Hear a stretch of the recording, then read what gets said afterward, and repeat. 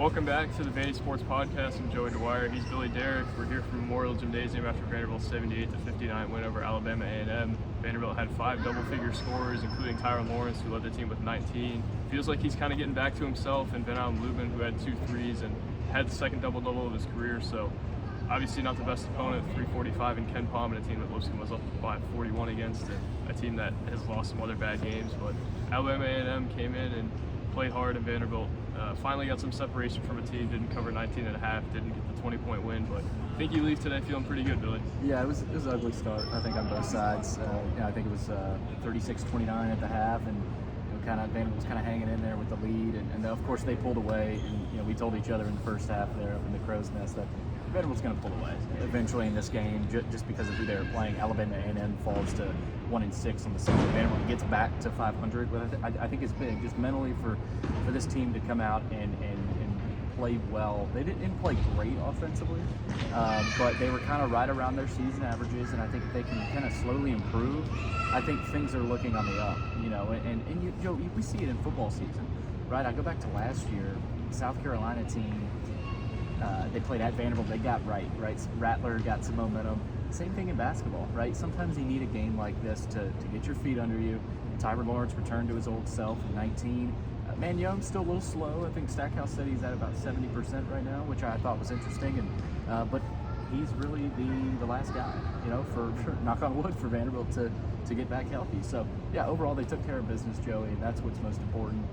Got back to 500, and now you got a big game Wednesday against San Francisco. So. For sure. Before we move any further, I want to shout out our presenting sponsor, the Wash House. Are you dreading laundry days and stealing time to do the things you truly enjoy? I think that's a yes for both of us. Let the laundry professionals at the Wash House take care of that for you. With 2 convenient locations in the greater Nashville area, just drop off your dirty laundry and our professional attendants can give you back that one thing you can never have enough of, which is your time. Within 24 hours, you can pick up your freshly folded, clean laundry ready to be put away. Check out www.washhouseclean.com. Stop in today and get your time back. Billy, Vanderbilt didn't force a whole lot of turnovers today. It did when it went to some actions that kind of encouraged that. It out-rebounded Alabama A&M today.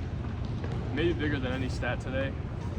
What I love to see was Jason Rivera Torres' flair and the confidence that he played with. Jerry Stackhouse said that he ad-libs a little bit, goes off script from some of their plays, which has worked before. I think a lot of their guys last year at times went off script, and that's when Vanderbilt was at its best, when its guys were able to make plays not in terms of the set, and they were able to kind of advance beyond that. And Jerry Stackhouse probably doesn't love that, but Jason Rivera Torres has the ability to do that and to play outside of what people think he's capable of, and I'm not sure a whole lot of guys on Vanderbilt's roster do that. Really encouraging couple games for Jason Rivera Torres. Has scored double figures in 3 of his last 4. Yeah, Stackhouse said it, Joey. He likes what he's seen from him, and it's sometimes it's hard to get a positive answer from Stack on a lot of these guys. We both try to kind of freshmen. Yeah, especially freshmen. We both try to kind of pluck and pull at him to get some answers. I think he's finally starting to come around, at least publicly, on Rivera Torres and what he's been able to do. Almost got a double-double today, 10 points, 8 rebounds. I like that 8 rebound number.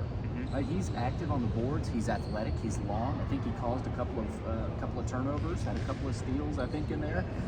So I think they liked a little bit of what they saw. Like, if you put true serum to this staff, they ramped up the defensive pressure late in this game. Rivera Torres was a big part of that. His long, I'd like to know his wingspan. I don't know if you know it, Joey, off the top of your head, but probably longer than his height. I think that's kind of what I can tell by. Exactly. And so I think he projects really well. I think they like him. He's close with Stackhouse, of course, on the recruiting trail, and he's a guy to watch, especially in these non-conference games, to see, okay, can he play against an SEC-style team physically, right? I think he's still raw. He's still coming on as a player, but 100% agree on Rivera Torres. He is getting close to an X factor type for this team. Like, if he didn't blow the world on fire tonight, but if Rivera Torres can keep this going and keep the defensive pressure up and rebound well, I think that suits well for this team. It's just another depth piece that they need, because Stackhouse said it. He still doesn't really know what their best lineup is right now. Rivera Torres got the start tonight. I thought it was interesting. Didn't get the start. He was didn't get the start. Lane got the start. Okay, Lane got the start. My bad. Nonetheless, he's made a couple of starts. Rivera Torres is at least made. I think. Or am I wrong on that? Whatever. He's playing, right? He's playing good minutes, and he's generally the first or second off the bench. Exactly. So that kind of tells you how much they like him as a freshman. So butchered that, but no, Joey, he's he's a good piece, and I think you're going to see him continue to play more because of what this team needs right now. He shouldn't have to be an X factor, but I think he kind of is, and I think he certainly earned the right to have expectation and earned the right to be an X factor. And you can't say about a lot of freshmen. Last year, I think there was 2 of them that kind of earned that, Paul Lewis and Colin Smith, and those guys have been guys that Vanderbilt's really had to rely on throughout a lot of the early part of the season. Rivera Torres feels like he's kind of in that same boat, and right now I have a hard time seeing anyone else being ahead of him for the 6-man race, or at times even the starting race. Rivera Torres, I think, is a real player for them. Probably the more positive thing out of that is that Rivera Torres hasn't passed Evan Taylor yet, just because Evan Taylor's been pretty decent lately. Solid, yeah. Only shot 2 for 8 from the field today, but got to the line 4 times and knocked down a few threes. So Taylor, I think, has maybe started to take a step of comfortability, and you don't want to put too much into this game, Billy. Obviously, it's Alabama A&M. The team across town played Alabama A&M better than Vanderbilt did, but also you find some positives and you say, well, if they can get into shape today, maybe they got a chance against San Francisco. Maybe that's a turning point for the season. I don't know if they're going to be a tournament team based off the turning point on Wednesday, but maybe feel a little bit better about where they're at in a week or 2 than you do today. I don't think it's coincidence either that Vanderbilt won by double digits and they looked good, at least in the second half, because you saw what Tyron Lawrence was able to do. 19 points. He looked more active. He looked more involved. He was 8 for 10 from the free throw line, so he got to the line, especially in that first half. He was really active. In Stackhouse, I thought it was interesting. He said it's a rhythm thing with him. You know, he'll get back to being more of who he is with more reps in practice. He's still coming off, a little bit of an injury there, and so I don't know that he's even at 100%. But speaking of percentages, I asked Coach about Magnon, and he said he's probably at about 70% right now, which I thought it was a little bit higher than that, but I thought that was an interesting answer. He said, but his heart is at 110. It's infectious to this team. That was such a cheesy quote. I love it though, but when there's 40, he would tell you that's a cheesy quote. Yeah, he would. When there's 40 minutes on the clock, he's going to give us everything he has. So Magnon still is the most important player, but even with Magnon having a quieter type night, I'm not saying he wasn't as aggressive, but he just didn't produce as much. You still were able to get Tyron Lawrence and Evan Taylor. I like Evan Taylor a lot right now. He's not the most dynamic player, but he does a lot of the dirty work. He took a charge today, and he's been physical. I think he's been good, rebounding, and he's not shooting the ball. If you ask him, I don't think he'd say he's shooting the ball as well as he can. But if he can get hot, I think Taylor's another piece. So slowly but surely, this game kind of started to put some of the puzzle pieces together, but we're still unclear about what this team can be and what this team can be at their best, because they're not at their best right now. Magnon's at 70%. Colin Smith is still working his way back.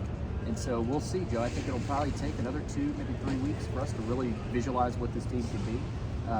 But you're right. I think some of the quotes tell you that they're still finding their way, right? And Stack will tell you that. A lot of the players will probably tell you that too. I think maybe what I take away the most from today, besides Rivera Torres, besides Lawrence, I don't know that he's fully back to form, but getting close to it and kind of finding that rhythm. I think Stack maybe cut the rotation a little bit today, and I don't know that a whole lot of us noticed. Tyron Lawrence played 31 minutes, Van Lubin played 28, Ezra Magnon played 27, Evan Taylor played 23, Carter Lang played 23, Rivera Torres played 20, and Paul Lewis played 13. So it feels like he's kind of finding his guys, and once Colin Smith gets back, maybe see that even be tightened up a little bit more. Yeah.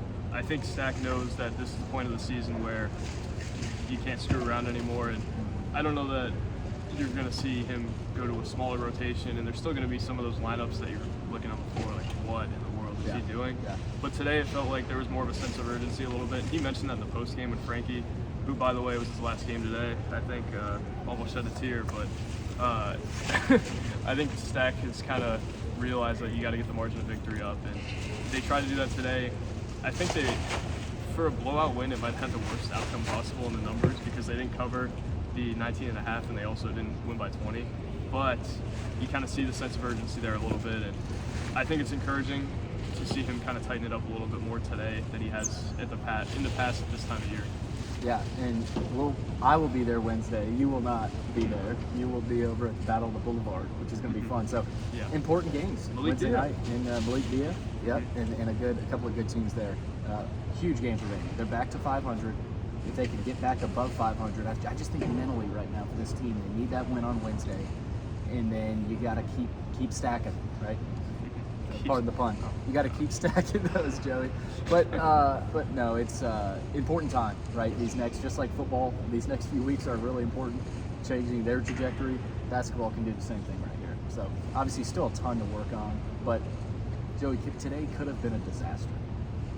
I mean, today could have been an epic disaster of epic proportions, but it wasn't. And I think there's a little bit of something to be said for that. They took care of business.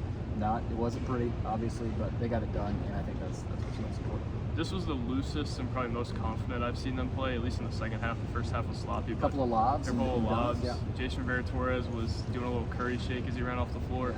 Felt like maybe they took a step in terms of confidence today, and they didn't seem to have a whole lot of it in the first half. Had a lot more in the second half, and I think you feel good about what they have. In terms of today, moving forward, I think they're still a bit behind the 8 ball. They've fallen over 100 spots in KenPom, but there's a path somewhere in there. It's getting harder to see. The resume looks pretty poor right now. 2 quad 3 losses and a quad 4. You can't overstate that, but you also want to say it's early and it's November, and maybe today and maybe San Francisco can be them getting things back on the tracks. So we'll see, Billy. I'm not sure, but I agree. San Francisco's a big game. If they can't win that, it's already hard to see the path. It's going to be even harder to see the path if they lose that game. That might end up as a quad 3 just because of the WCC's numbers. But moving forward, you got some optimism going into that game. A lot more than you would have had if they had played this a little bit closer. And Vanderbilt finds a way to win 78-59 as it moves forward in San Francisco on Wednesday. Billy will have our coverage of that. You get to get rid of me for one game. And God bless you all. Thank you for watching, and we'll see you soon.